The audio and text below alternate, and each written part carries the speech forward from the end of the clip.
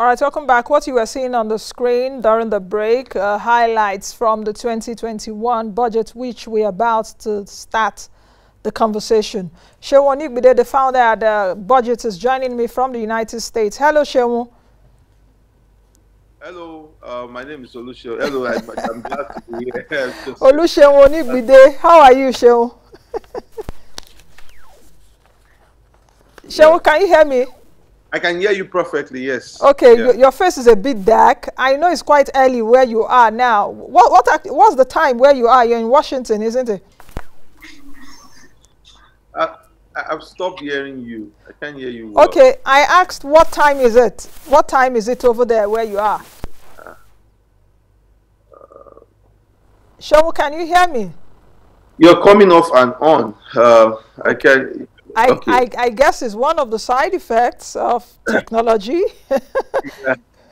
Okay. Okay. Can you try? Yeah. Can you hear me now? I can hear you now, yes. Perfect. Okay, I asked actually what time is it over there? Oh, it's 6:27 a.m. Yes. So okay, so it's bright and early. You should be up by 6 a.m. You're a young man. 5 a.m. Yeah, definitely. Okay, yeah. Okay, let's get started, Shewan. I want to start with this. Let's leave the budget a bit. The news that has taken over everywhere, social media, the SARS news, the IGP or the government scrapping SARS, dissolving SARS. I saw you at a protest yesterday in Washington, D.C.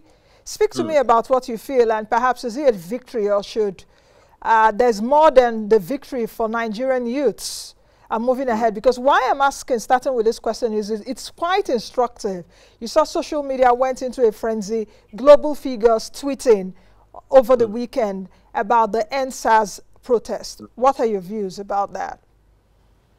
Thank you so much, and I'm glad that this is happening. I mean, we at BudgIT, we have always been on that note that civil society, activism, they cannot change Nigeria alone. It has to be a conscious and a collective effort from the people. And the whole SARS menace has been raging for years, and I'm glad that people are standing up. I mean, we cannot say this is the leader of this movement. The people have chosen to be the leader of this movement, which it looks interesting. And it has become a global phenomenon. And I know there was an announcement yesterday that SARS has been disbanded, and as a unit, the unit members have been deployed to new other places in the police force. There are wider issues like that. The civil society had a report on SARS, on police reform, in 2012. There were meetings in 2015. So it is not that the civil society has not been working, and kudos to the work that people like Clay Foundation, Center for Democracy and Development have done on civil-military relations, on police reform over the years. I mean, BudgIT has also contributed to that, a security budget analysis over the years. It's time for the Nigerian government to face that the Nigerian police as it is not accountable to the people. There are no methodologies or structures in holding them accountable when you have issues of abuse of power. So I believe that this protest should continue. It should continue until when the president himself, I mean, this is the president in the context of democracy, is an employee of the people. The president himself should mount the podium and address the people and give assurances to the agitations of Nigerians that we are going to ensure that everyone arrested is released. We're going to ensure that those who have been killed or those who have been maimed, they are going to get justice and financial benefits or reparations across board. We're going to ensure that the police will be trained, and there will be a psychometric and psychiatric evaluations will be given to the police force. And finally, we're going to ensure that police are properly funded. I mean, the Nigerian police budget is around 409 billion naira. If you look at the salaries alone, takes around 384 billion. How do you have a budget where you have overheads of just 12 billion naira? You know, I mean, what would you do with that? However, the typical police force in Nigeria gets around, you know, we have constables or sergeants around 60 to 65,000 naira.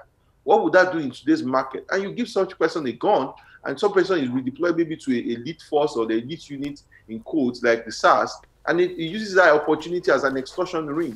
So there are also questions to be asked about the welfare of the police force at once. And this is what the ENDSARS movement is about. This is not about disbanding the police. This is not about ending the police. This is about that the police, there has to be a mirror placed in front of the police to look at itself, that you actually work for the purpose of the people Or are you all just, perpetuating arrogance and abuse of power? Those are the questions that are on the burner right now. And I fully support this movement, yes. You know, I just needed to start from there because it's not something to gloss over at all. And these are things that people watch globally. People watch this kind of pictures to see if the government is really a listening government. You saw even global media.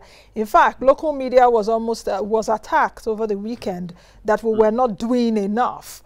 For some of us that have campaigned even on live TV against the social injustices that we've been seeing in the country. What does it really mean as we go on the move and perhaps the attention that the government has given right now by scrapping SARS and reassigning the officers? Is it just about SARS? Or it's even more than that? Because if you take a look at even the budget of the police, we've seen that this is a force that the officers are poorly remunerated. So it goes beyond even SARS itself. You understand what I mean? I fully agree with you. I mean, and this is when you have to look at almost everything in Nigeria. I mean, the education system, the health system, the way we have recruited people into the Nigerian police has been grossly faulty, and that has to change significantly. There has to be a top-down evaluation of the entire force. And this is about us to be honest. The security architecture that we have for Nigeria is not working. Over the years, there have been arguments that, we don't want to devolve into a state police mechanism because that can be abused by the governors. But what we have right now is currently being abused, and there is even no chain of command and accountability. You say a governor is the chief security officer of the state. The governor cannot command the commissioner of police, who actually, the constitution says the commissioner of police is under the direct command of the inspector general of police. I mean, those are the questions we need to ask. In my own view, there has to be a serious review of the police force. And the way for me is, let there be a drastic pruning of the current police force, and let us restrict that to a federal police force. And be able to definitely say this is what the federal police should do. It should be tactical work. It should be definitely based on request at the state government. And let us have state police being recruited afresh. So if a state governor decides to pack thugs and hoodlums, let it be so that the people allow that. That there should, and then you have backed that with some constitutional framework that is accountable. Because we are saying, redeploy SARS and move them around units. But this is like you have created a monster, or you have created a robot, and you have lost control of it. These same people are going to devolve into tactical units. They're going to devolve into anti-cultism units and things like that. And they will still perpetuate this extortionist approach. There has to be a gross review of the personnel of the police. And they have to be properly remunerated. They have to be properly trained. And the whole idea of state policing, at this point, it has become a necessity. It's no longer a political slogan. It is important that we sit down as people, write a new constitution or new clauses in the constitution and say, this is how a state policing framework would be. There will be independent oversight that will be headed by a civilian. The payment for that independent oversight will be statutorily deducted from the top. So there's a way that the people that are going to oversee the police force, even at the state level, are not depending on payment or peanuts from the governor. You can build all of this and embed it in the constitution and ensure that there's a framework to oversee the entire process. Even in the US, that we copied our presidential system from, there's an attorney general. If the attorney general oversees the FBI, if the attorney general, if there's an issue that the attorney general is involved, a special counsel can be set up, like the Mueller panel, to oversee a situation. There has to be multi-layers of accountability, and we need to give that flexibility to it. We don't have it right now. We have the Attorney General, who is also the Commissioner of Justice, who is also a member of the cabinet, who is also appointed by the governor. We have the Auditor General and things like that. We have all the State Houses of Assembly, where we even put clauses in Constitution for their independence, but we have not seen that happen or operationalized. So there are questions around us being honest about what do we really want to do in terms of holding the system accountable. All of this issue, it all falls down to accountability. Accountability it is, because at the end of the day, you take a look at even the structure by which the police is, the way it is structured right now. The question, because it goes, for me, it goes beyond the ENDSARS movement or the ENDSARS campaign. Because even looking at it, it could be something victorious for Nigerian youths, protested, got what they want. But the other issue is that it shouldn't now have another coloration, because those same set of people are still in the police force, even though the government has said they will reassign them. The question also is, how much sense does it also make that the police should continue to live in the barracks, for example? That means they're isolated. For those that I know, I think it should be the army that should not even interact with the civilians. But if you take a look at even the welfare of the police now, it's not even good. They are not earning good salaries. I've said it here, times without number. So that if you need to incentivize them, show me your police and I will show you how your country is. You see them, some policemen even on the street, carrying their rifles just on the street like that. You know, wearing what they call bedroom slippers, or what our people call Dunlop. You know, so it goes beyond that. This year's budget, for example, the president has earmarked 441.39 billion naira for the Ministry of Police Affairs. How much can that really go? That can't do enough. I mean, because when you look at even policing for a county, you know, I mean, this is a county, this is like the US, budget runs into billions of dollars. What is the role of government? Security and welfare of the people. Any other add-on, any other thing is an add-on. I mean, you are building roads is an add-on. It's just because you don't have a solid private sector framework. That's why you're putting all our money into building roads and building bridges. Health, education, security of the people, those are the primary responsibilities of government. You know, and that's why we have to sit back and reflect. How do we pay the Nigerian police effectively? How do we ensure that they are fully remunerated? And not the wrong people. We're not remunerating the wrong people, because we have had a lot of people who have roguish tendencies, they are mixed with the current force. So there's no redemption for them. There has to be an evaluation. They call evaluation that is going to be defined by experts to decide which people can stay in the force, which people can be trained, and which people have the right orientation. You know, there were people pictures, even this current protest. There were pictures of people. I mean, there's a DPO in Antony police station that, you know, read the rights of the people to them, ensure that they had a safe atmosphere to protest. And there were even, you know, plots in Ibadan and different places like that where we had situations where it was a bit relatively peaceful. When we had the extremes like in Ogbomoso, what we are seeing in Abuja.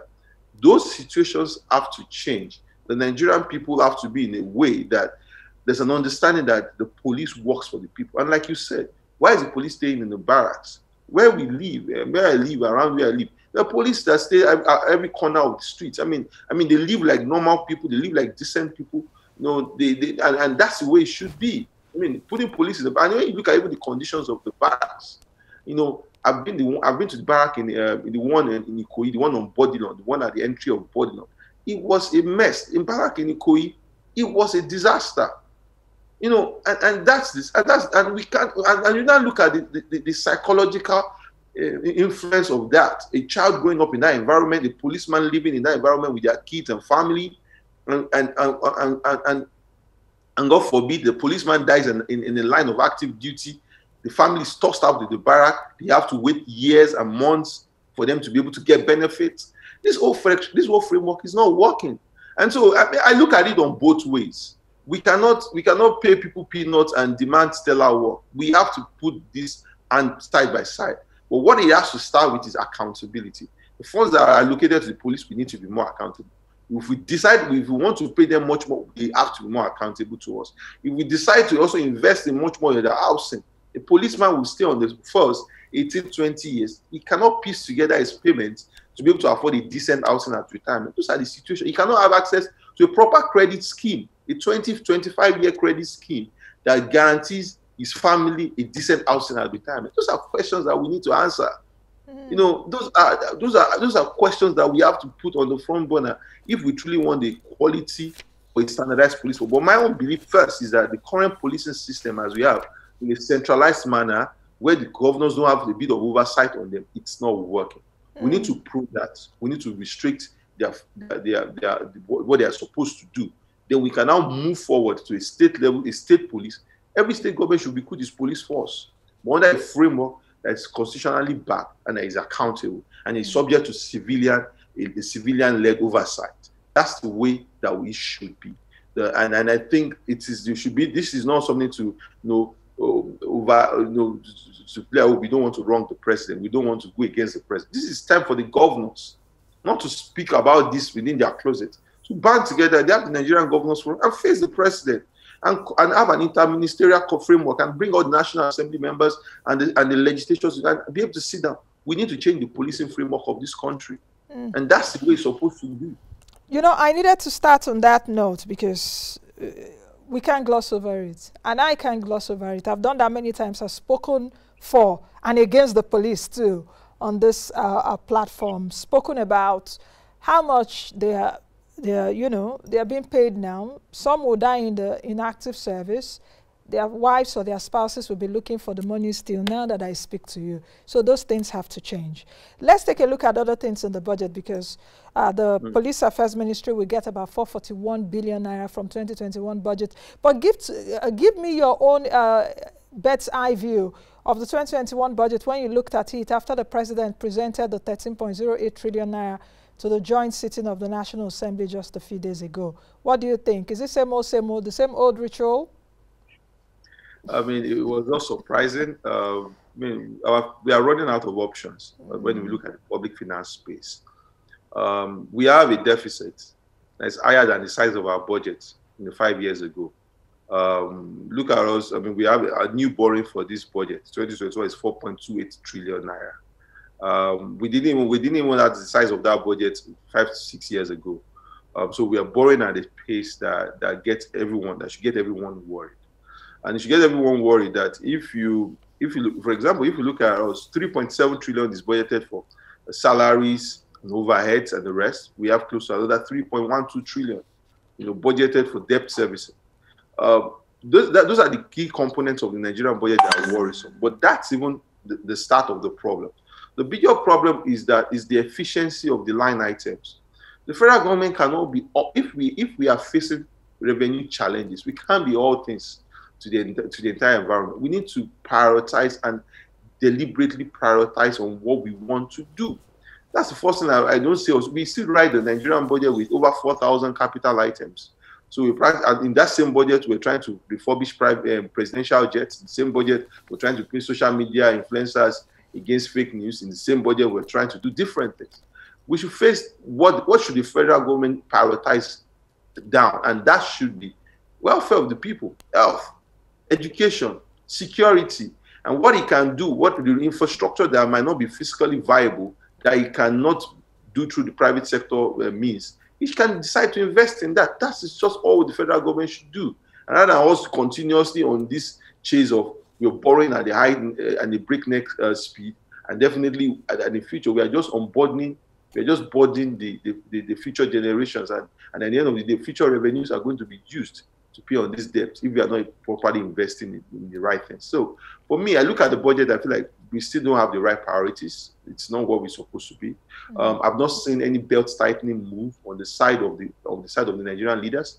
Nothing has changed in the budget of the National Assembly. Nothing has changed in the budget of the presidency or anybody. Everybody continued as the way it was, and that does not inspire trust. That does not inspire leadership. I also look at the budget also, and I see that we also continue on deficit. We have not had tough conversations on revenue growth. If whatever we are doing right now, we can do far much better with revenue growth. And like I always say, revenue is not a sprint race; it's a marathon. So there has to be a deliberate attempt to understand how do we grow the Nigerian economy without growing the Nigerian economy, without adequately capturing what we currently have right now, so that we can optimize that for revenues. We cannot grow revenue. We will just have wishful thinking that we want to have much more revenue. And what we are doing right now is we're borrowing as much as we can, or even getting the CBN to continuously fund the federal government, which for me is grossly unsustainable. Yeah. Seun, would you pat the president on the back, at least presenting budget 2021 in October? I think we've seen a budget presentation in September, if I'm not mistaken. Yeah, during Okonjo-Iweala days, yes, if I'm not mistaken.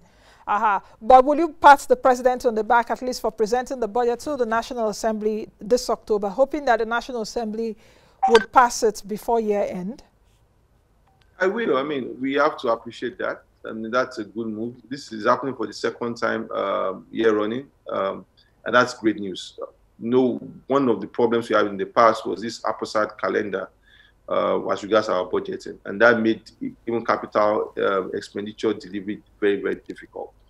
But right now that we have a defined timeline, it's very much more good news. As the president mentioned, as of September, they have released 50% of all capital allocations to MDAs. So that means in 9 months of the year, where maybe we should have done 75%, we have done 50%. That gap is noted. But it's also time for citizens and non-state actors to really rise up and follow up on the use of the funds. So I really appreciate this budget calendar. I pray it continues. I also believe that we should be able to institutionalize it in a much more so we know that continuously this will become the norm in Nigeria. In countries like the East African bloc, there is a specific date, not just a period. There's a specific date where the budget either is read, and everyone sticks to that day within the Eastern African bloc. And so I think we also should find a day to say maybe October 1, maybe the afternoon of October 1 or October 2, or the first Monday of October. That is when the budget will be read, so that we can continue this tradition. But this is good news to me, yes. 2021 budget of economic recovery and resilience. What are we being resilient to? Because when I saw that, I said, okay, for us to be resilient, from what? Because the Nigerian economy right now is weak. What does resilience mean? You need to be resilient. You need to be strong. So is the 2021 budget going to assure us that of recovery? Recovery from what to what? This is an economy. In fact, the president said Nigerians should brace up for recession. I don't know if recession will hold you over there where you are. The American economy is definitely suffering its own too. I'm coming back home soon, definitely. But we know that the current pandemic would have significant economic repercussions, and especially with oil prices, as there's been challenges around that corridor. That there's not been a significant lift off for the oil prices. So we will definitely face revenue shortage. And we also know that government is one of the biggest spender in the space. So there will be challenges around that. So we don't expect to see significant growth next year, even though I think the growth that was targeted for next year is around 3%. That sounds like a very, very, that sounds wishful. And it's also very, very shameful or painful because we're growing at 5-6% one time. And most times, those growths were all induced growth. The perpetual issues will always remain with Nigeria. We need to build a country that is growth, that is currency stability, and its foreign exchange earning is not significantly decided by oil. Without us not fixing that, Nigeria will just continue on this topsy-turvy or this peaks and valleys until we are able to sit down and ask ourselves, how do we actually link the Nigerian economy and its fiscal stability from oil price? That's the situation that we're going to still face in 2021. We have the CBN is much more liberal to this government, so things have been really helpful. There's nothing on the books of the federal government why it cannot hold salaries the same way states have been showing. But CBN has been a significant backbone for this current government. So I think that would continue, and we will continue to expand borrowing to be able to fund capital expenditure. But my worry is that the debt servicing costs are going out of control, and at a particular point, international lenders or international rating agencies might force us to be able to look into the mirror and ask significant questions about that trajectory. I'm happy also that things around subsidy were removed. So it's also a big way of us prioritizing efficiency. But the question always is that trust is very important. And what I want to see in 2021 is belt tightening, not just on the side of the citizens. The federal government, across all board, executive, legislature, judiciary, there should be some belt tightening. Shall we just button that we're not seeing enough of belt tightening from the federal government, for example, from the government side, because recurrent expenditure continues to increase. The question also would be, what do you think will be the business impact of this 2021 budget? Because like they say in Nigeria, the government is the biggest spender, but some people would also differ. The government is not the biggest spender in the country. But what do you think will be the business impact of the 2021 budget? Well, the government is not the biggest spender, but is a significant provider of liquidity in the environment. So we cannot, I mean, I can remember in 2015 when oil prices were down and we shut off, we didn't pass the budget on time, we shut off contracting for almost a year. You know, we ran into recession. It was no brainer. So government, the liquidity that government provides within the environment through contracting and payment of salaries is really, really important for the Nigerian economy. What I see is the current budget in terms of recovery and in terms of growth. It has to happen, but the belt tightening, we are yet to see the full details of the budget. But the headline figures that we have from the National Assembly shows that this is also another budget of compromise. One silver lining that we might hold on to is that the fact that the federal government said that henceforth statutory transfers made to institutions, they must be fully accounted for, and those returns must be made to the budget office of the Federation. That means maybe we might be hopeful that the National Assembly will now provide a breakdown of how the expenses or the budget is being spent. Don't forget these agencies, even including INEC, National Judicial Council, you know, Nigerian National Assembly, NDDC, and the rest. They just get these funds, and there is no compelling force or compelling work to ensure that they provide the details of how these funds are spent. I mean, that has to happen. The second thing that has to happen is we have to improve on our contracting process. This is time for us to practice open contracting principles and ensure that we're putting efficiency at the forefront. We don't have the luxury of, we don't have money. I mean, we don't have the revenue. If you discount our revenue and the currency, considering the current devaluation that happened recently, we don't have up to, the federal government does not have up to $2 billion. I mean, $20 billion in terms of revenue. So, I mean, relatively, that is small for a country of 200 million people. Okay. So it's a very, that we focus on that. Seun, very quickly, because we're moving to the end of the program, how do you think that this pandemic will play into achieving 2021 budget? COVID-19 pandemic, US elections. No one is talking about it in Nigeria, and perhaps the impact, because when I was reading through what the president said, I was like, you know, one part of me was like, are we also factoring what will happen in the United States if it's a Trump, if it's a Biden? Because it makes a lot of sense, or it will affect the nation's economy. Do you think so? I'm just in a world of my own and thinking my own. I mean, the US is a huge economy, it's a huge element in the global space. So, I mean, wherever these political decisions arise, and I think it's clear with the current election that we have two sides. The people who are pushing nationalism as a frontier in terms of looking inwards within the US, and those who believe that some multilateralism and globalism is important. So we're going to be turned on those sides of the debate. They are not in absolutes, but you can see that has come to define both campaigns. And I think we need a lift off of the global trade system. And without us having that, oil prices might not significantly rise. If growth is not happening in China, if it's not happening on East Asia or the Southeast Asia corridor, and not happening maybe in the US, it might be difficult for us to be able to get that lift off, especially in the oil price, which will definitely put our economy. Seun, very quickly, WTO DG race has two finalists. Our own Dr. Ngozi Okonjo-Iweala. We all wish her well. I spoke to her on the show, I think in April or May. Yeah, so she's a top finalist now, one of the two women. History will be made however it is. What do you think? It should go to her, isn't it? Of course, we're Nigerians. What do you think? And what do you think she will bring to the table? Definitely should go to her, but I feel that the WTO itself needs a revamp in terms of its work. I mean, it is a relatively young organization founded in 1995. But a lot of people have just said we are members of the WTO, but they have not abided. They're not abiding by the principles of free trade. They're not abiding by the principles of globalization, and including Nigeria. We have to be very honest with ourselves. We have to. And I believe that she's a force for good. She's someone that has the charisma, the intellect, and the character to be able to lead our organization. And I know that sometimes when things are deeply broken, most times women are called to fix it. And I believe in art to do it. I believe that the WTO, beyond what it is right now, which I don't see as a huge influence on global trade, can do much more with Ngozi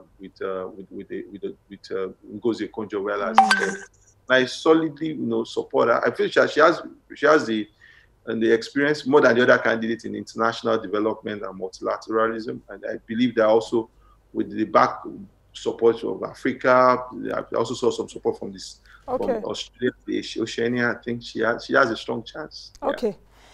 Thank you very much, Seun, for speaking with me today. Don't go back to bed. Your day has started.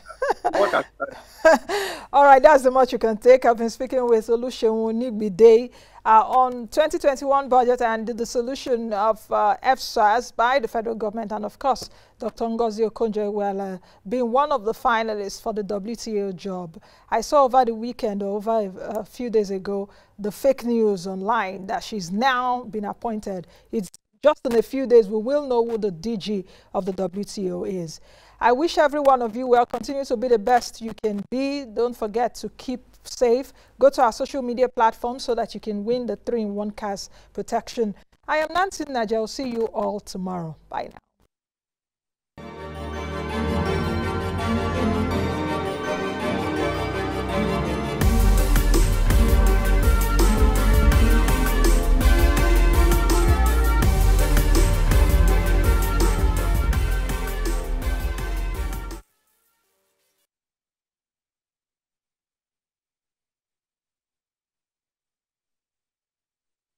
Thank you for watching our video. Please hit the subscribe button below, turn on post notification to follow all our updates.